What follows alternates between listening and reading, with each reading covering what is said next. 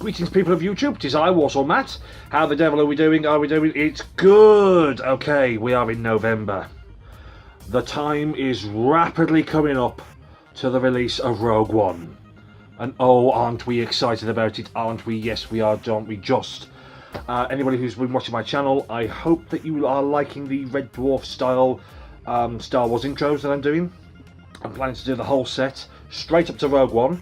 In fact, I'm gathering as much footage of Rogue One as I possibly can that's already in the public domain in order to make one before the actual release. So hopefully that when I watch Rogue One, then it'll tie in with what I've kind of done, which sort of defeats the purpose, I know, but there you go. Anyway, we're not here, unfortunately, we're not here for Rogue One. We're actually here for a book review. Now, for some reason, everybody wants me to do book reviews of Star Wars books. I read Star Wars books. Yes, it's not the only thing I do in my life, but never mind. This is what you want, so here we go. And we're going to do Star Wars Fatal Alliance by Sean Williams. Why do I do this to myself? Yeah. I don't know why I do this to myself, because frankly, this book is crap. Okay, so I'll just read you the blurb on the back cover. From across the galaxy they've come, agents of both the Republic and Sith Empire. Ooh. An investigating Jedi Padawan, an ex-trooper drummed out of the Republic's elite Black Star squad. And a mysterious Mandalorian. An extraordinary auction has drawn them all together in a quest of a prize only one can claim. Each is prepared to do what he must to possess the treasure, whose value may be the wealth of a world itself. None intend to leave empty-handed. All have secrets, desires and schemes, and nothing could ever unite them as allies, except the truth about a deadly danger of the object they covet. But can Sith and Jedi, Republic and Empire, enemies for millennia, join as one against the certain doom of the galaxy? Now you read that and you think, this might be quite good. Jedi and Sith together, an auction, a weapon, galactic destruction, what could this possibly be? Don't be fooled. Do not be fooled. The best thing about this book was that blurb. Okay, so basically, this was the first book that they wrote for the Old Republic tie-in novels to the computer game. Brilliant computer game. We had Revan, we had Deception, or was it Deceived? Yeah, the second book with Darth Malgus that I did a review on that I truly adored. And then after this there is Alliance. But this was the first book that they read, which now turns out to be the third in the series. Don't be confused, this is not part of an ongoing series. This story's not tied to them in any way, and it just isn't. It's just a standalone book, okay? And as far as merchandise is concerned, if you're going to derail the franchise, you might as well just start here, because this could have killed it. This could have killed it stone dead, because this book is shockingly boring. Hopelessly boring. Right, so, good point. Satele Shan's in it, and we've all seen her in the computer game release when the Sith Empire returns, and that was cool. You know, I kind of like Satele Shan. She's actually quite the strongest one in this entire book. You know, if you ever wanted to know about Satele Shan, then pick this up, but don't expect way too much, because there's not a fat lot that you can actually learn from this. She's just there. It's another good point. It's not a bad concept. Okay, so basically they're up against these droids that have adaptive technology. So if they come at you, you come back at them, you can beat them back, and then they'll adapt, they'll get clever, and then they'll make themselves even tougher. That is a brilliant concept, and it's a bit Borg for my liking, but you know, you can't have everything, you know, because, you know, adaptive technology machines, I mean, someone else is going to do that. I mean, Star Trek can't have everything, and you can't. Yeah, I said that. Any Star Trek fans watching, you can't have it all. We've got to have something as well. So, yeah, told you. The only drawback to that is that I do think that the setup for the droids themselves, it's a bit too powerful. You don't want to make your enemy too implacable, otherwise somebody could have just quite rightly said, well, you know what, these things are now active, we're off, we're gone, man, We are out. The chips are down. The cards are just, I'm done. I'm done. I'm out. You know, anybody could have done that, but they didn't. And they did this truly awful book. I mean, this is awful. This is awful. Cards on the table. There's not one of these characters that I actually cared about. I mean, just none of them.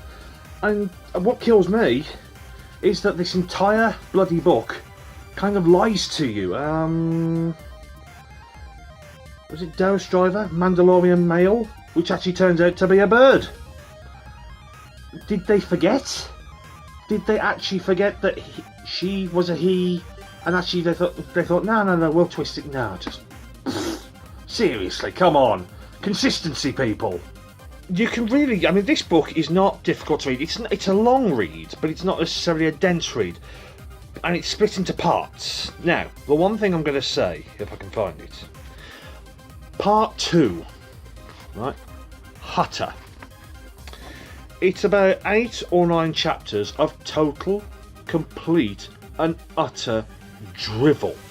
It connects to nothing at all. And apart from anything else, it's not even Stephen King style, you know, interestingly uneventful. It was just uneventful, boring and pointless. You could take part 2 out completely. You would have a significantly thinner book. And you would also have a much more interesting book, because by the time you got through part 2, you just want to throw the thing away and forget about it. The only reason why I actually carried on reading this thing is because I paid for it. I'm old-fashioned like that. I actually parted with my hard-earned cash to get this book. So I had to finish it, otherwise I'd be cheating myself. Gah! An interesting point is that, like I say, I'm so glad we had Revan and Deceived, and to some extent Annihilation, which I'm reading at the minute. I'm so glad that we had these books, because if this was the only one, this would be just, you put it with your collection and never look at it again, because who would want to? Who would want to? In fact, that's the one thing I will say. When you go and look for Star Wars book reviews, how many people have actually reviewed this? Not many. Not many. And I'm not surprised. They probably read this and went, screw this, man, you know, because it's boring, it's overlong. There's nobody in this entire book that I actually care about. Nothing. It's just pointless. And if you want it for your collection, get it cheap. And I mean bargain basement, 25p cheap. If you see this for £1 or less, get it. Don't pay full price for it. It's not worth it. Or if you see it at the library, go and get it. And then you can at least take it back, because at least then you'll have a point proven to you, and you won't have lost anything apart from precious hours of your life reading this drivel that you'll never ever get back. Ever. That's a promise. I should know.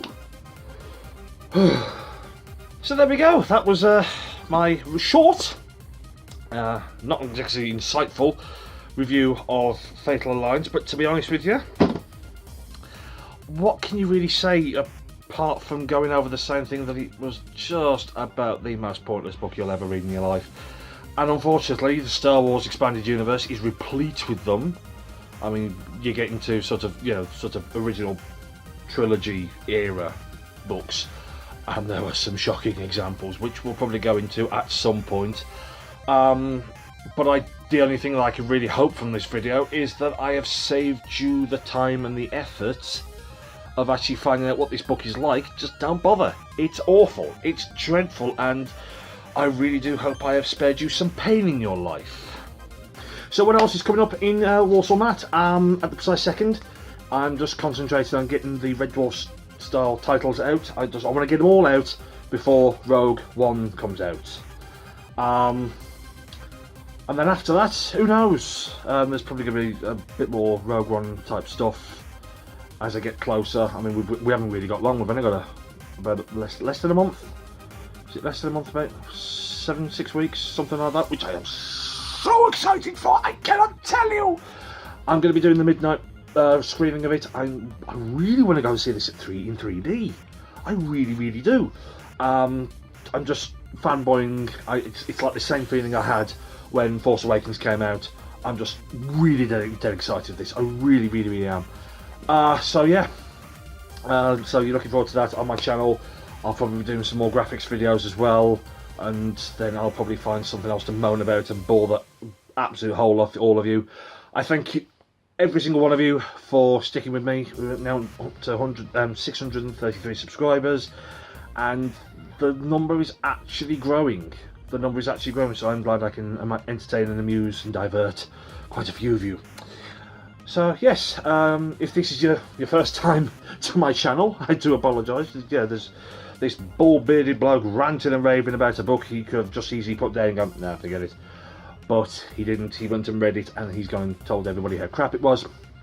If you like what you see on my channel, like, subscribe, message me. I'm totally approachable. There's the Walsall Map Facebook. I'll put a link in here. There's my Instagram, there's my Tumblr, and all sorts of ways of getting in touch with me. I'm on Ask FM as well. If you want to ask me random questions, because I will do a Q&A video at some point when I've got quite a few questions. I haven't been that many yet, but you know, hopefully that'll change soon. Yeah, so I'm gonna sign off now. I'm actually gonna go read a decent book. Stay happy, keep rocking, folks, and I'll see you soon.